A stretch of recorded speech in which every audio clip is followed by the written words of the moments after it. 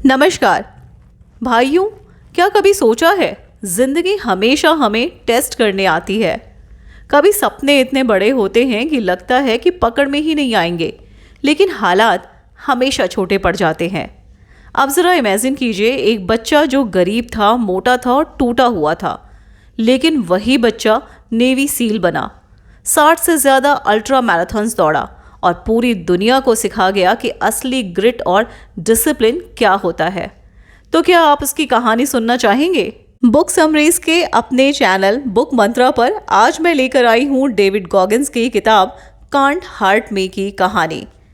ये किताब सिर्फ मोटिवेट नहीं करती, बल्कि आपको स्टेप बाय स्टेप सिखाती है कि अपने डर और एक्सक्यूजेस से कैसे लड़ना है। तो चलिए दोस्तों, शुरू करते हैं। बुक का part 1, broken childhood, breaking limits. भाइयों, ज़रा सोचिए, आप 6 साल के हैं। घर में पिता रोज़ शराब पीकर माँ को पीटता है।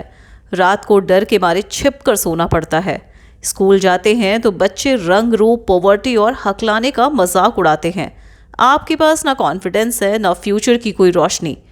क्या आप सोच सकते हैं कि ऐसा बच्चा कभी नेवी सील बनेगा, 60 से ज़्यादा अल्ट्रा मैराथन्स दौड़ेगा और मेंटल टफनेस का ग्लोबल आइकन बनेगा? यही है डेविड गॉगिन्स की स्टोरी की शुरुआत। उनका जन्म 1975 बफेलो, न्यूयॉर्क में हुआ।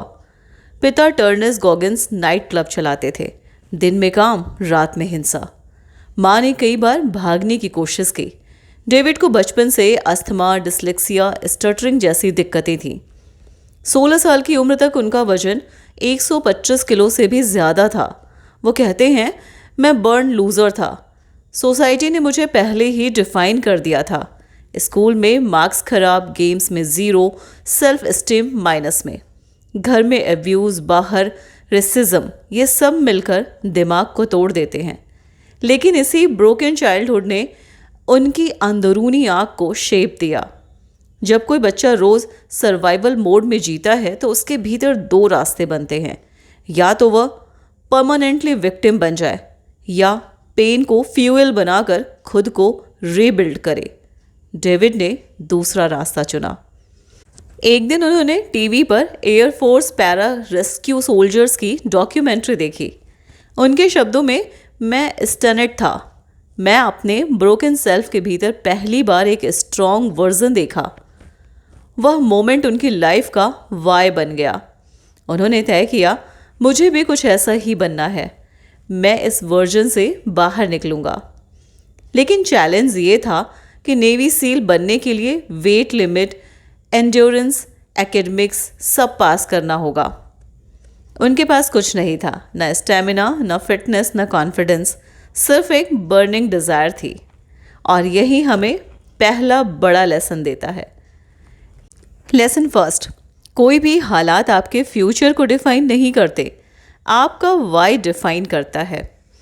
आपके हालात चाहे कितने भी खराब क्यों ना हो, पॉवर्टी, एब्यूज फैमिली, लो मार्क्स, अगर आपके भीतर एक कंपेलिंग रीज़न है, एक बर्निंग वाई है, तो वो आपकी आइडेंटिटी को रीराइट कर सकता है।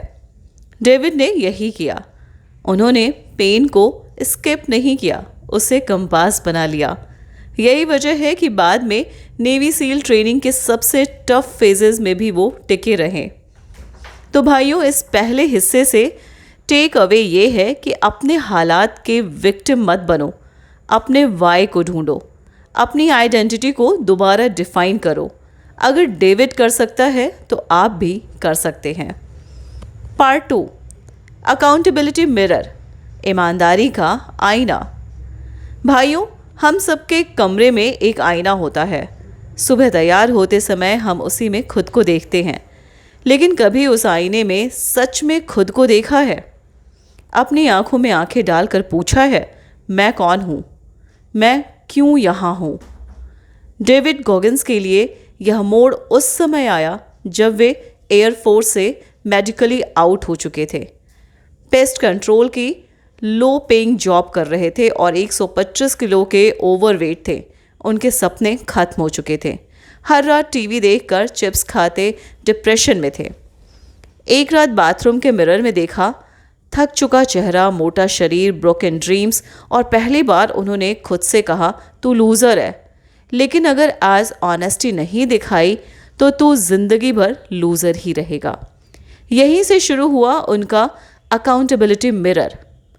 उन्होंने पोस्ट इट नोट्स पर गोल्स लिखना शुरू किया। 100 पाउंड्स वेट लॉस 3 महीने में, navy seal entry test pass, swimming and running daily, pushups, pullups, mental training. हर गोल के साथ डेट लिखते और मिरर पर चिपका देते। हर सुबह उठते, आईने के सामने खड़े होते, उन नोट्स को जोर से पढ़ते। खुद को मोटिवेट नहीं करते, खुद को चैलेंज करते। डेविड कहते हैं कि हम सबके भीतर ग्रेटनेस है, लेकिन हम खुद से ऑनेस्ट नहीं होते। हम एक्सक्यूजेस बनाते हैं।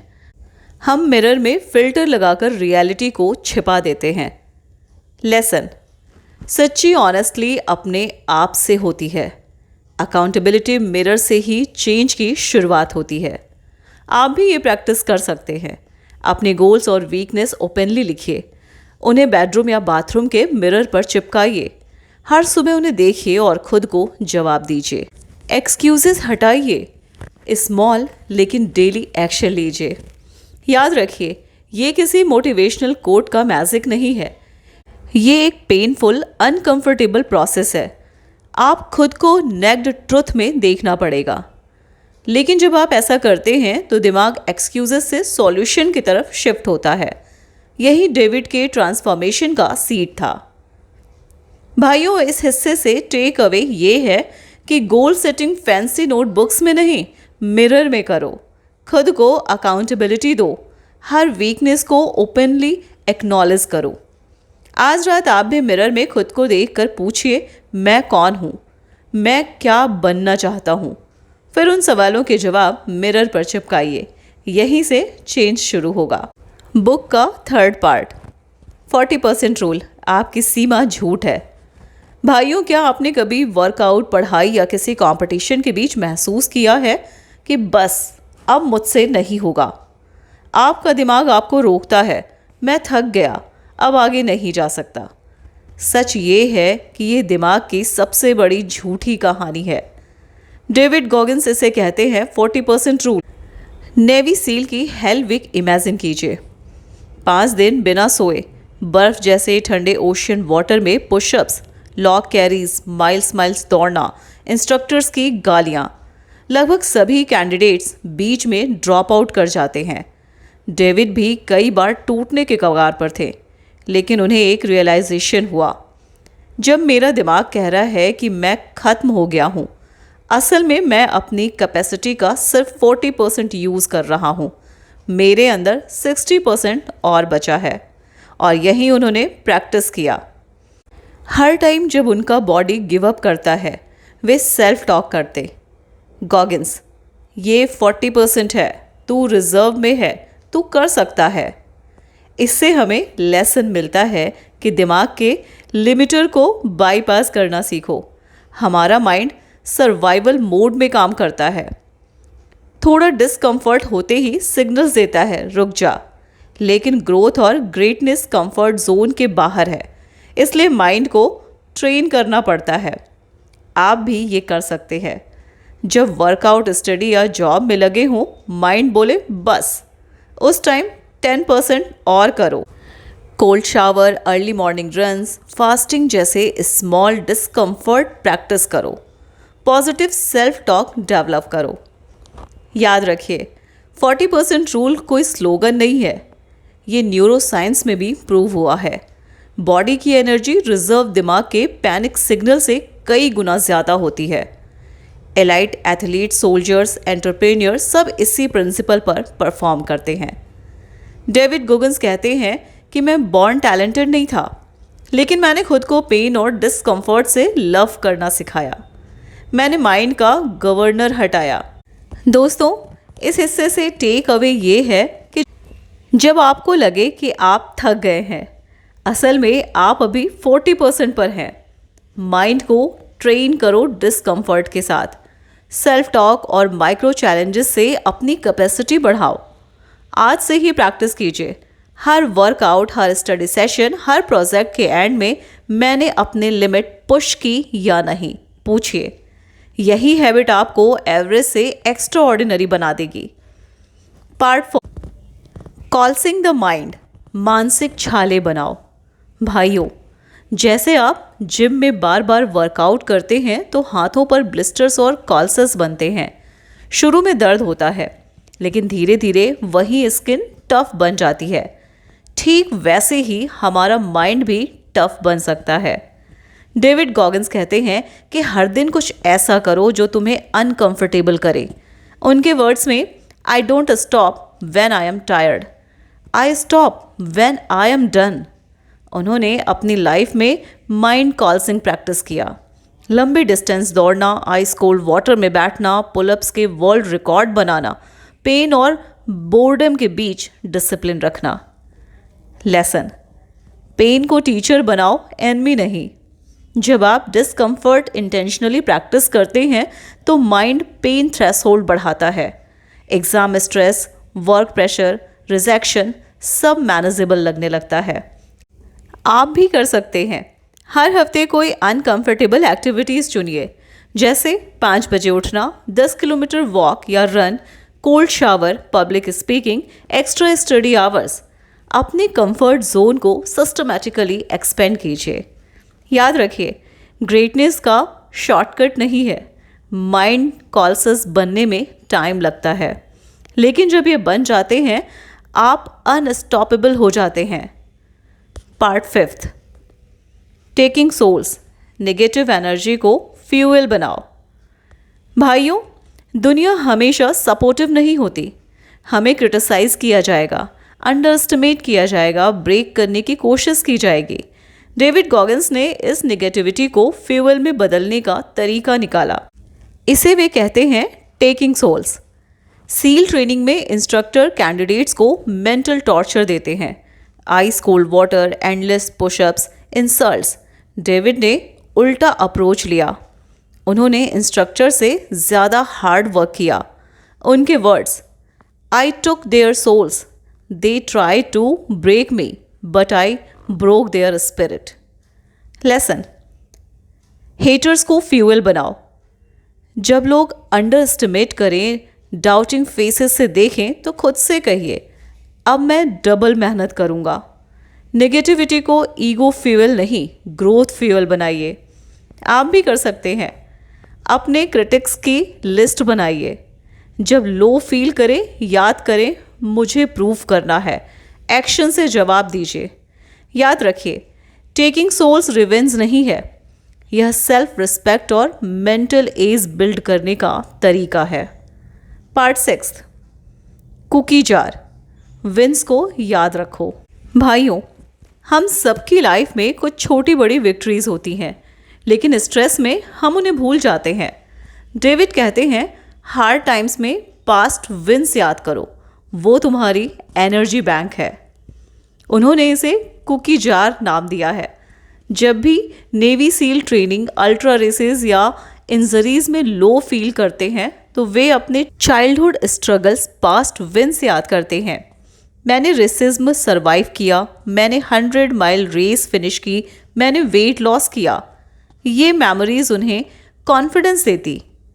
लेसन, अपनी विक्ट्रीज को फॉरगेट मत करो, वो फ्यूचर फाइट्स का कॉन्फिडेंस बनती है। आप भी कर सकते हैं।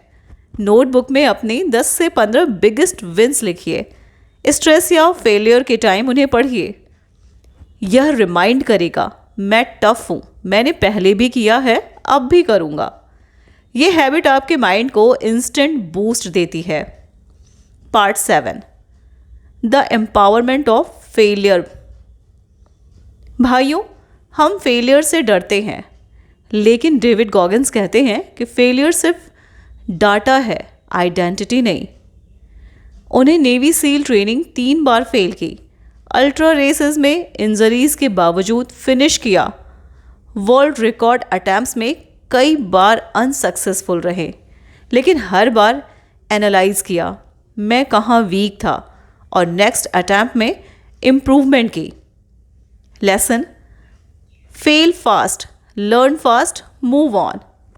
आप भी कर सकते हैं। फेलियर को पर्सनल अटैक मत मानिए, इसे फीडबैक समझिए। नोट डाउन करें क्या सीख मिली, नेक्स्ट टाइम क्या बदलना है। याद रखिए, सक्सेस का ऑपोजिट फेलियर नहीं, सक्सेस का पाथ फेलियर से होकर जाता है। बुक का पार्ट 8, डिसिप्लिन मोटिवेशन। भाइयों, मोटिवेशन टेम्पररी है, कभी आता है कभी चला जाता है, लेकिन डिसिप्लिन परमानेंट है। डेविड हर मॉर्निंग रन, स्टडी और ट्रेन करते, चाहे मूड हो या नहीं। उनके words, motivation is crap, discipline is everything. यही कारण है कि इंजरीज के बावजूद उन्होंने 60+ अल्ट्रा रेस कंप्लीट की। Lesson, habits mood. आप भी कर सकते हैं। मॉर्निंग रूटीन फिक्स कीजिए, daily non negotiable task set कीजिए, मूड के बजाय सिस्टम पर भरोसा कीजिए। याद रखिए, डिसिप्लिन बोरिंग लग सकती है, लेकिन वही आपको एवरेज से एक्स्ट्रा ऑर्डिनरी बनाती है। भाइयों, डेविड गॉगिंस की स्टोरी हमें यही सिखाती है, अपने हालात को बहाना मत बनाओ, माइंड को टफ बनाओ, पेन को पावर में बदलो। डिसिप्लिन से ग्रेटनेस आता है। अगर आपको ये समरी पसंद आई हो तो इस वीडियो को लाइक और शेयर कीजिए और कमेंट में लिखिए कि क्या आप भी अपने लिमिट्स तोड़ने के लिए रेडी हैं। आज से खुद का अकाउंटेबिलिटी मिरर बनाइए। 40% रूल याद रखिए, डिस्कम्फर्ट प्रैक्टिसेस कीजिए। आप सोचते हैं आप थक गए हैं, लेकिन असल में आप अभी शुरू हुए हैं। बुक मंत्रा को सब्सक्राइब कीजिए ताकि हम हर हफ्ते ऐसी लाइफ चेंजिंग बुक्स आपके लिए ला सके। धन्यवाद।